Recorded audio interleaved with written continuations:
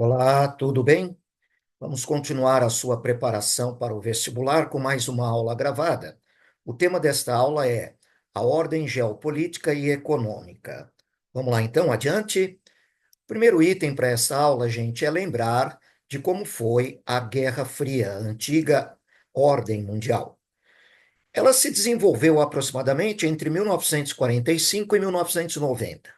Alguns colocam a partir de 1947, quando teria realmente se iniciado a corrida nuclear, e alguns colocam até 1989, quando houve a queda do Muro de Berlim.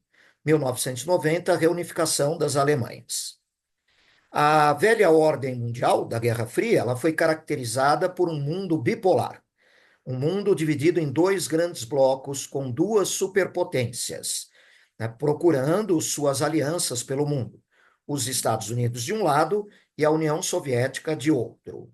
Tínhamos aí um embate entre o mundo capitalista, representado por sua superpotência Estados Unidos, e pelo mundo socialista, representado por sua superpotência a União Soviética.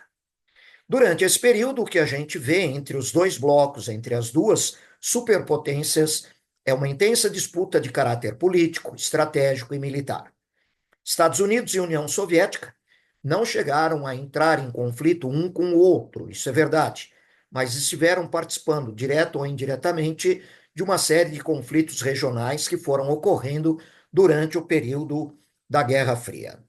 E também muito comum, neste período, nesta velha ordem mundial, a formação de alianças militares. Primeiro surgiu a OTAN, a Organização do Tratado do Atlântico Norte, que existe até hoje. O bloco militar capitalista, Aliança Militar de Defesa do Mundo Capitalista. E o seu arquirrival, o Pacto de Varsóvia reunindo países do bloco socialista. O Pacto de Varsóvia não existe mais. Com o fim da Guerra Fria, com o fim da União Soviética, o Pacto de Varsóvia também foi extinto. E de lá para cá, a OTAN se expandiu em direção ao leste europeu, o que tem incomodado muito atualmente a Rússia. Muito bem. Durante esse período da Guerra Fria, da velha ordem mundial, era comum nós dividirmos os países de todo o mundo em três grandes grupos, que está aí, ó.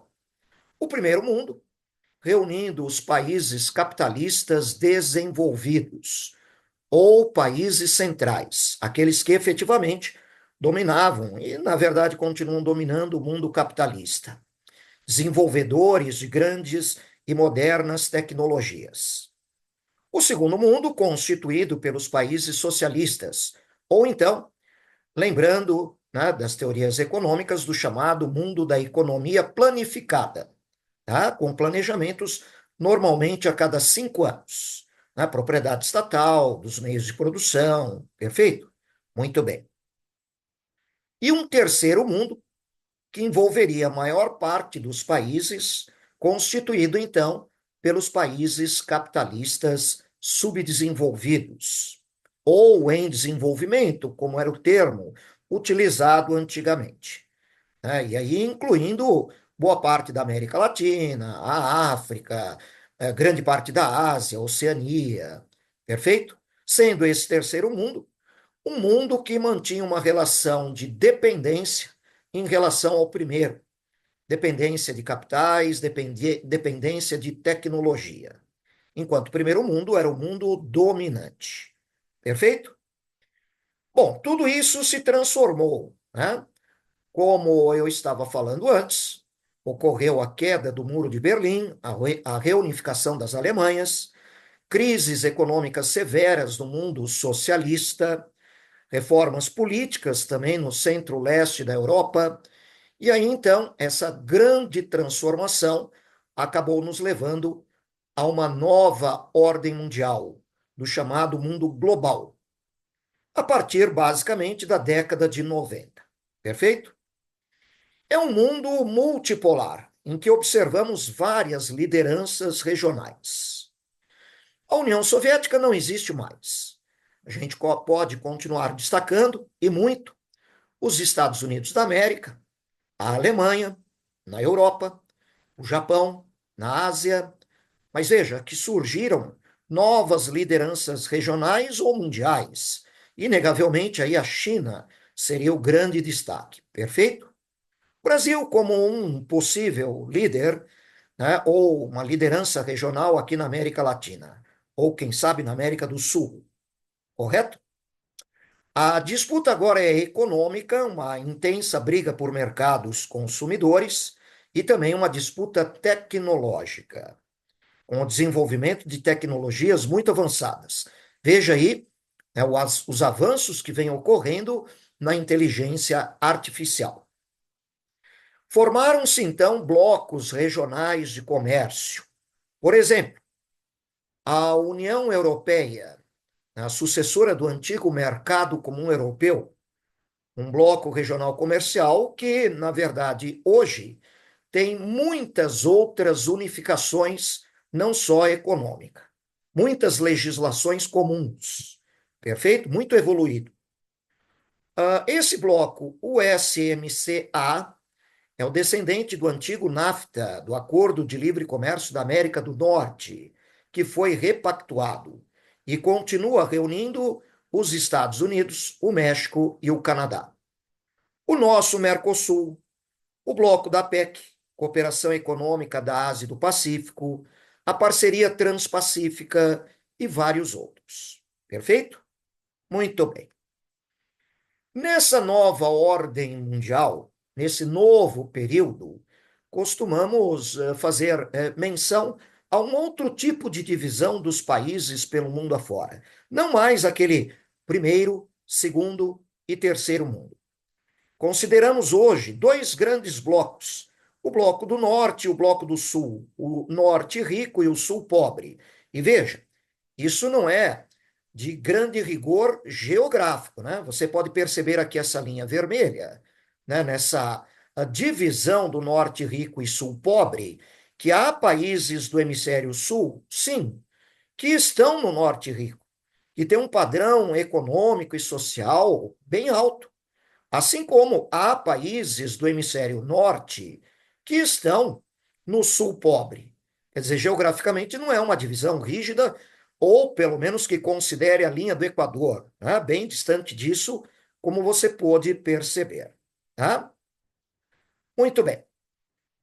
Há um outro grupo que ganhou muita relevância durante a nova ordem mundial, o G20, que alguns consideram muito mais representativo do que o antigo G7, aquele grupo das 7 maiores economias do mundo capitalista. Esse G20 reuniria, portanto, uma população muito maior, né, países que começaram a se destacar no cenário econômico mundial e, portanto, muito mais representativo do que o G7. Veja que o G20. Os integrantes iniciais do G20 estão mostrados aqui para vocês, nesse verde escuro no mapa. Os países da União Europeia também são representados como bloco, o que aparece aqui em verde mais claro. São países da União Europeia que não estariam entre as 20 maiores economias do mundo, mas são representados pelo bloco União Europeia. E mais recentemente, também está participando do G20 os países da Organização da União Africana. Podemos, então, quem sabe, falar em um bloco G21, entre aspas, né? Porque se você somar todos os países da União Europeia e todos os países da União, da Organização da União Africana, obviamente que suplanta muito de 20, né? Repito, portanto, União Europeia tem um representante para o bloco dentro do G20 e atualmente a OUA, a Organização da União Africana, também. Perfeito? Muito bem. Divisão Internacional do Trabalho. Ela também foi mudando ao longo do tempo, gente. Aqui nós temos um quadro, uma tabela, né, mostrando o que tínhamos antes e o que temos mais recentemente. Aqui, na parte de cima desta tabela, desse quadro, você tem a divisão internacional do trabalho tradicional. Aquela divisão mais simples entre os países centrais desenvolvidos e os países periféricos do terceiro mundo, né, do mundo subdesenvolvido. Esses exportando produtos industrializados. E esses daqui exportando matérias-primas, bens primários, de baixo valor. Portanto, uma relação desigual, com este grupo aqui levando desvantagem no comércio internacional. A nova divisão internacional do trabalho, mais recente para as últimas décadas, envolveria, por parte dos países desenvolvidos, né, o papel de realizar os maiores investimentos, empréstimos e desenvolver produtos de alta complexidade tecnológica. Enquanto que o papel deste mundo periférico é um pouco mais subdividido. Aqueles países realmente mais pobres, que continuam sendo, em grande parte, meros exportadores de matérias-primas ou de produtos com baixo valor agregado e de baixo custo. E aqueles em desenvolvimento, que nós hoje poderíamos chamar de emergentes, né, que acabaram, na época da velha ordem mundial, contraindo dívidas externas, pagando juros, mas ao mesmo tempo gerando lucros para a atuação de empresas multinacionais, mas também já desenvolvendo e exportando produtos industrializados e até algumas tecnologias. Perfeito? Muito bem. Próximo item aqui. A questão da globalização, gente. Há muita controvérsia a respeito da globalização. Existem várias globalizações, talvez. Quando ela teria se iniciado? Na nova ordem mundial? Quem sabe? Poderíamos voltar mais no tempo dizendo que um mundo globalizado já existia de uma forma mais simples na época colonial, quando as metrópoles expandiram seus interesses pelo mundo.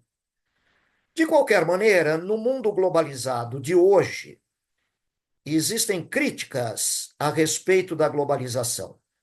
Muitos entendem que os países líderes do mundo mostram a globalização como uma fábula, expondo um mundo fantasioso, tentando atrair países para este mundo globalizado que estaria, ao invés de homogeneizar o planeta e diminuir as desigualdades, estaria ampliando a heterogeneidade, ampliando as desigualdades. E aí uma globalização que pode ser vista pelo outro lado como perversa, né? Gerando mais desemprego, gerando uma pobreza mais acentuada, e doenças que se espalham, uma desigualdade cada vez maior.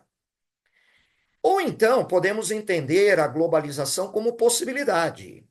O professor Milton Santos, que de vez em quando nós citamos em nossas aulas, defendia a ideia de uma globalização inclusiva e não excludente, né? Não que ampliasse desigualdades, diferenças, mas que incluísse a todos os países do mundo, com resultados, com consequências positivas para todos eles. Uma globalização, portanto, mais inclusiva. Perfeito? Muito bem. Aqui uma charge apenas para mostrar também um dos problemas do sistema capitalista, que é a desigual distribuição de renda, uma característica do sistema. Imagine aqui que você estaria vendo o produto interno bruto, conjunto de riquezas produzidas por um país durante um ano. Aqui o PIB per capita, né? Ou renda per capita. Nós estaríamos pegando esse PIB e dividindo pelo número de habitantes. Mas, obviamente, isso daria como resultado um valor médio, sendo que no sistema capitalista isso na prática não existe, né? Há uma desigual distribuição de renda mostrada aqui na terceira parte da charge. Evidentemente, você tem aqui uma distribuição de renda extremamente desigual. Não que necessariamente seja assim. Nós temos dentro do mundo capitalista países que apresentam uma distribuição de renda muito melhor, um grau de bem-estar social muito elevado, tá? Um IDH, né, um Índice de Desenvolvimento Humano, muito alto. Os países que têm os maiores IDHs do mundo são países capitalistas. Perfeito? Não esquecendo disso. Bom, adiante, turma, alguns conceitos econômicos. Esses conceitos não são inerentes a esta aula propriamente dito. Estão aí no seu material, mas são conceitos econômicos aplicados a um sistema econômico capitalista, em especial em relações comerciais, no comércio internacional ou na forma como se produz. Por exemplo, nós temos aqui os termos cartel, trust, holding, né, que se referem a conceitos que reúnem empresas. São reuniões mais formais ou não, são aquelas que chegam a formar uma nova empresa que controla as demais, como uma holding ou não, que mantém a independência entre as empresas, como cartéis e trusts. O problema dos cartéis e trusts é que eles manipulam o mercado, geram preços abusivos e prejudicam o mercado consumidor. Tá?